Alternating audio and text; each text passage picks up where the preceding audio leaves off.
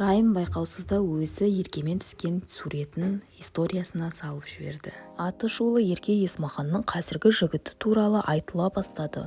Әлеуметтік желі қолданушыларының айтуынша Ерке Есмахан Райым Артурмен көңіл қосқан деп хабарлайды.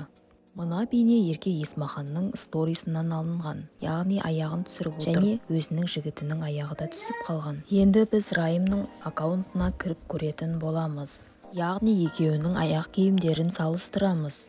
Көріп тұрғандарыңыздай мен дәл қазір Райымның инстаграм аккаунтына кіріп тексеретін боламын. Яғни аяқ киімдерін салыстырғанда екеуінікі дәл бірдей. Көріп отырғандарыңыздай Еркенің жұмбақ жігіті Райым болып отыр.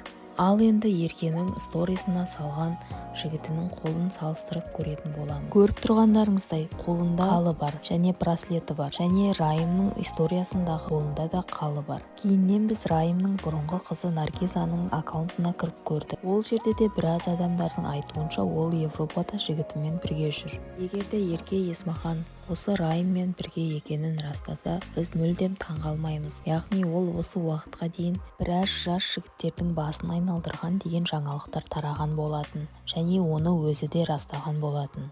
Ал мына бейнеге тоқталсақ, бұл жерде Ерке өзінің құрбысын белгілеп қойған. Яғни ол құрбысына кірсек, ол Еркеге және Райымға тіркелген болып шығады. Бұл да Райым мен Еркенің бірге екеніне бірден бір дәлел.